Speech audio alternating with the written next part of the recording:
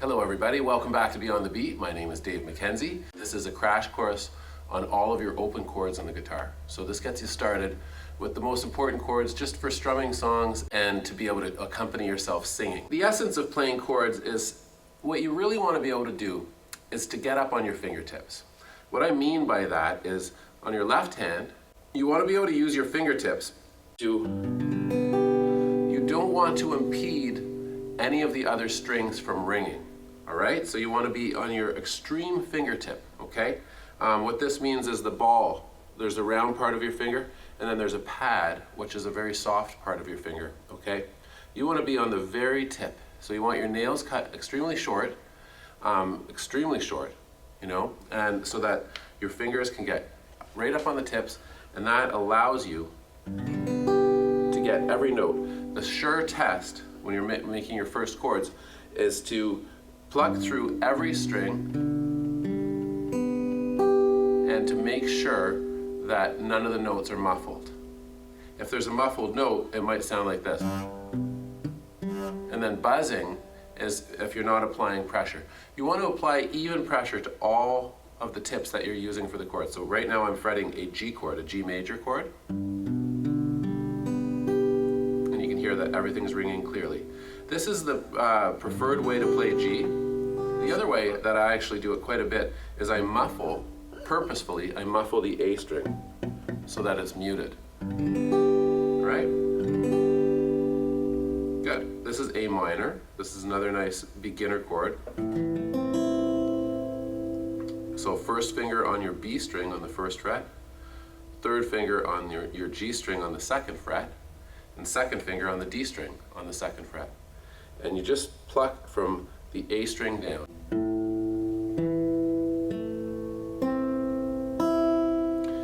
You can use the low E, but if you want just a nice crisp sounding A chord, start with just the A string and go down.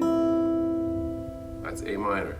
Your D chord, this is a little bit of a tricky chord for beginners, but it's one of the essential chords to learn, so there's no way around it. They all are eventually. So you put your first finger on the G string on the second fret, on the tip. You put your second finger on the high E string on the second fret, and your third finger goes on the third fret on the B string. And you pluck from the D string down, the fourth string down. There it is. Make sure that you're pressing evenly on all three fingers. If this chord doesn't come right away, don't fret, don't worry, it'll come, all right? And you just aim for clarity, try to stay relaxed, get right up on the tips. If you position your fingers correctly, just snug up against the frets, you'll find that the chords are clear. It's not about muscling your way to a clear sound, it's about getting your fingertips in the correct position.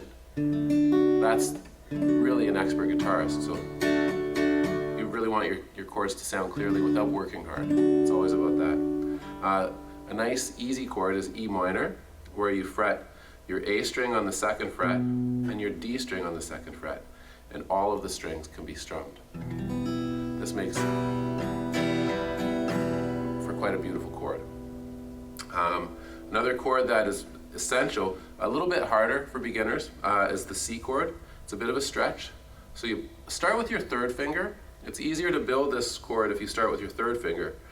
So put your third finger on the A string on the third fret, second finger on the D string on the second fret, skip G, and put your first finger on the B string on the first fret.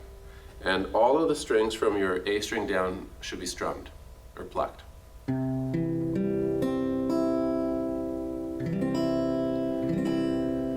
Right? So let's review. We have G, we have A minor, we have D major, we have E minor.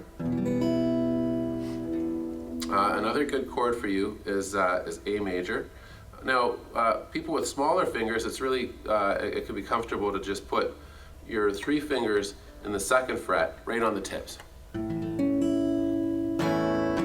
I find that a little bit tough. Actually, it's not so bad though.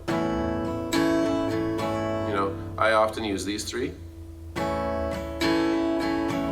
One of the issues with the A chord is if your first finger is on the D string on the second fret, second finger is on the G string on the second fret, third finger, it kind of pushes your first finger back, so you tend to buzz out on the D string.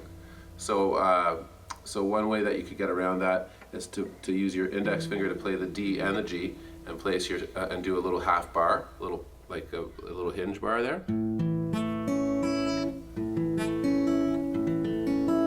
Or you could play with these three fingers right on the tips. Or you could just bar and then not play the open E, right? There's a few ways to get around it. I tend to do that. The next chord, the last chord I'll show you, actually the second last chord, is E major. So this chord is nice. It's just like E minor. It's A on the second fret, D string on the second fret, and your G string on the first fret with your index finger. And then a handy little way to get to the E minor chord is to just lift your index finger and then put it back down for the major. The last chord I'll show you is a bit of a hurdle for beginners, and it's an essential chord to learn, is the F chord.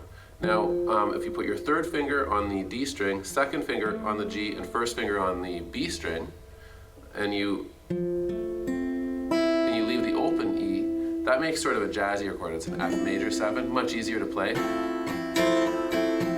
But the F chord that you're going to want to learn is this one, where you hinge bar with your first finger. You want to sort of bar the B string and the high E string.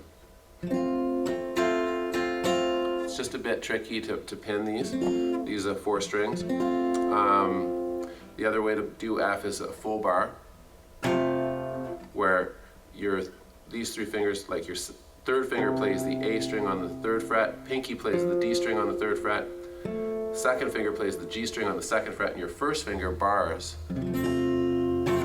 right across. It's not pressing all of the strings down, it's only pressing the low E and the high E and the B string.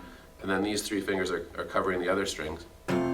So you just need to position this first finger. Mine hangs over so that I can use my knuckle to pin these top 2 strings and get a clear sound. The way that you really should practice this bar chord is by moving it up the neck. Even if you don't get a great sound at first, just try to move it up and then pluck each string, listening for a clear sound. You'll find it will sound like this when you first try, if you're beginning. That's all right, don't worry about it, okay? It'll come, and don't stop trying to do your bar chord just because you're not getting a perfect sound. That's not a good excuse. You have to just sort of try to dedicate a little bit of time each day to just try this simple exercise of just moving the chord up the neck, right? The nice thing about bar chords, once you have them, you can sort of move them like.